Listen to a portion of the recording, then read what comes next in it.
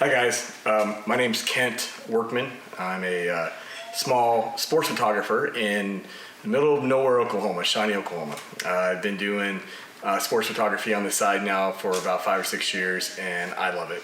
I get the opportunity to meet students, to work with athletic departments, to work with school teachers who are coaches, and I get to build a lot of relationships through that sports photography, which I love.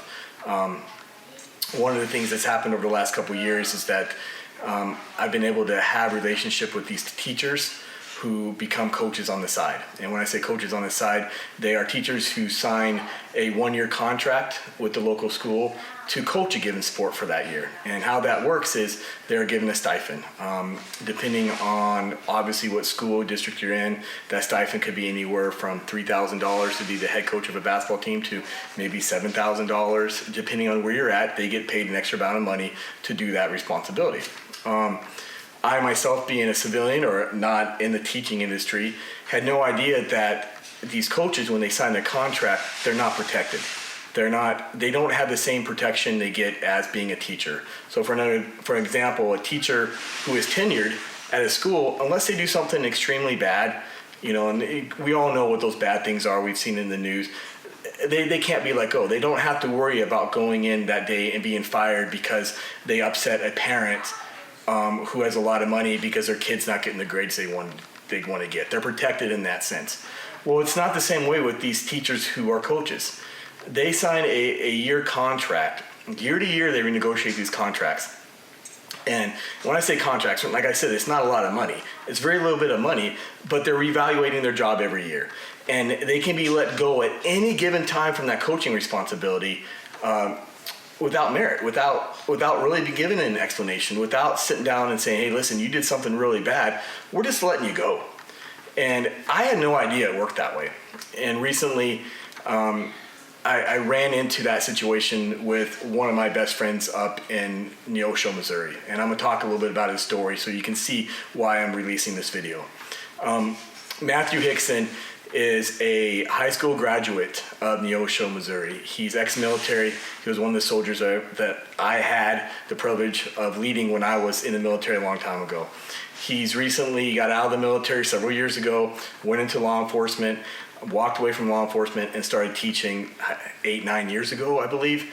And he's currently a history teacher up at the Neosho High School. And he's an amazing teacher. If you talk to his students, if you know anything about Matt and the type of guy he is, he's a great teacher, and he's touched a lot of kids' lives in the sense of just in the classroom. Well, Matt's also got into coaching. He's helped coach, assistant coaching, like in some of the soccer teams. And more recently, I think over the last 4 or 5 years, he's worked with the girls basketball team. The first 3 years or 4 years, I believe, he was an assistant coach. And then 2 years ago, that head coach moved on, and they brought Coach Hickson and Matthew in to be the head coach. And it's been a great thing for Matt. Matt loves coaching. He takes the same work that he puts into the classroom of molding kids' minds to the same thing he does out there in the court. And it's amazing to watch him work with these girls. I know the last 2 years he's taken them up to Fort Leonard Wood.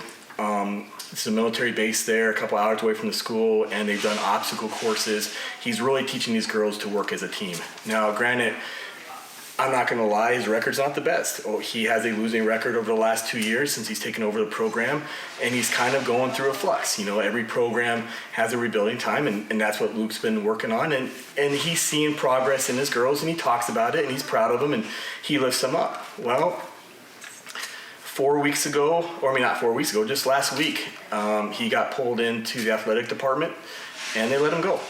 With 4 weeks remaining on the schedule, 4 or 5 home games left, they told Matt, hey, buddy, we appreciate what you've done, but you're no longer coaching for the rest of the season. I want to read a little bit about that article so people can go back and look for themselves. The Joplin Globe posted an article earlier this week on February 12th, and they quoted Richie Fretwell, the assistant superintendent in charge. And they said, this is a personal issue, so we can't get into much detail, said Richie Fretwell, assistant superintendent in charge of the operations and HR. We just thought it was time to make a change. And this is the direction we're moving. Even with 3 weeks left in the season, we feel it's time to change and a new voice is in the locker room. Hopefully we can move forward for our kids' sake and get ready for playoffs and finish the year strong. So let's think about this for a second. You have a coach who's at the end of his second year of coaching. There's 3 weeks left in the season. The season's not going the greatest way, right? They want to make a change. Great, make a change. But don't tell me that you want to make a change with 3 weeks left in the season, thinking that you're going to go in there, remove a coach that all the girls love working for, and expect them to all of a sudden rally and make a push for the playoffs. No, by them relieving a coach without giving any reason really why to, other than its personal reasons, has taken these young student athletes and turned their lives upside down. How do you expect this locker room to come together and battle for the last 3 weeks of the season and make some playoff run after you eliminate their coach? No, what any right person would have done, and I probably wouldn't be so upset, is if they would have waited till the end of the season, brought Mr. Hickson in. Hey, Matthew, we're not happy with how the last seasons went, the last 2 years. We want to go in a different direction. We're going to look for a new coach. Please stay and continue teaching. But they didn't do that. And Matthew won't talk to me about the personal reasons or get into that detail with me because he told the school he wouldn't. But it hasn't stopped the parents who I've taken pictures for the last 2 years calling me and telling me details, which I don't know, this is third-party information, but saying that there's people on the school board, there's parents who are upset that their daughter may not be getting the right kind of playing time, that their daughter is a super athlete and she's being wrongly wrong because she's not in the starting lineup night to night. So you have parents with money, parents with connections in the school who are putting pressure on the athletic director, putting pressure on the school board, who are in there crying, whining, or whatever they want to do, to the point where the school board's like, you know what, we've had enough. There's too much drama. We're going to go ahead and do what this parent wants just to shut him up, and we're going to get rid of a coach. And that's it. That's what we got to work with. That's the only information that we have, because they won't come out and tell us. Why? Because teachers aren't protected.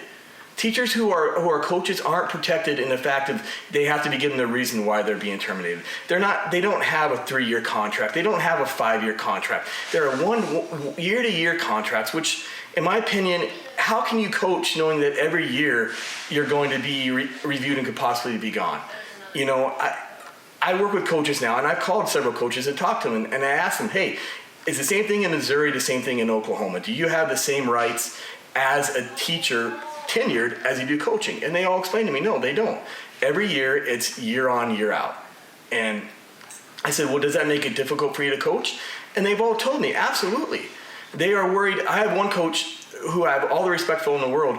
He won't condition his kids anymore for when they're late to practice, because he has parents who think that making a kid run laps after practice is too much stress for them. And they went to the board and complained. And it's been pretty much communicated to them like, hey, listen, maybe you shouldn't be so hard on your student athletes. We're getting a little bit of pushback, so you need to be careful of that. And obviously that coach is upset. His feelings are hurt, but he relies on that stipend. He needs that extra $5,000 to $7,000 because you know what? We don't pay our teachers a ton of money. So yeah, that little bit of extra money they get in the stipend, even though they put in 10,000 hours and it comes out to being paid like 75 cents an hour for all the work they do, for the much time they put into coaching, that $7,000 stipend or $5,000 stipend they get is enough money to allow them to continue to teach and have a life and be able to get things to their family. But he knows that he has to change his coaching style now, because if he upsets the wrong parent, he could be walked out. And to me, this is something as a civilian or somebody who's not involved in the school in that sense has no idea how that worked. And I think it's wrong.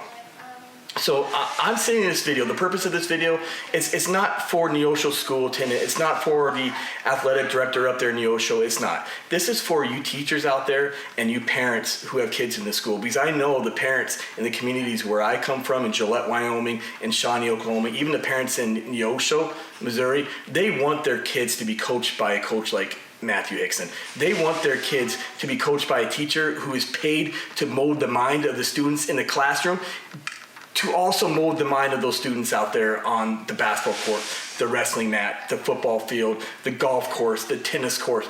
These coaches have to have the same type of protection that they're afforded when they're teaching.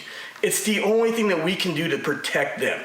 So this video is for the parents out there who need to support these teachers, and it's for you teachers. I'm telling you, as a parent, we have your back.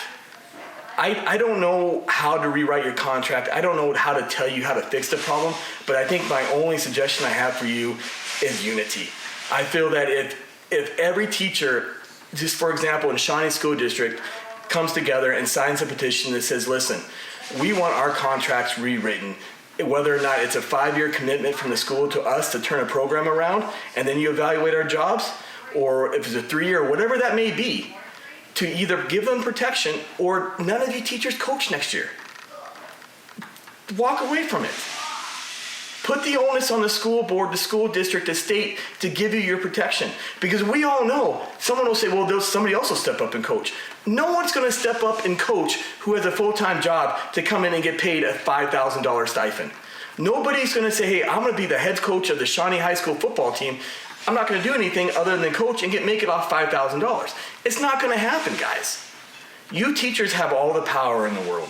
And the thing is, I know this is sad. This is so sad, and I hope it's not true. But a lot of you teachers have striked over the last couple of years, and rightfully so. 100% rightfully so. And you got some news play out of it. You got a lot of media play out of it, and rightfully so. Here's the thing. I promise you, if you want to get media, you stop coaching. You want to get the people behind you, the United States, the civilians and all of us local citizens around you, you stop coaching. I promise you, you will get more attention if you come out and you fight that battle together and collective than you could possibly imagine. So if it's help spreading the word, if it's help getting people out there to understand how difficult these teachers have as trying to be a coach and maintain their coaching stuff, that's what this video is for. So I'm not looking for likes. This is my first YouTube video. It's going to be probably my last YouTube video. I don't care about the thumbs up. All I care about is sharing the video. Share it to as many people as you can.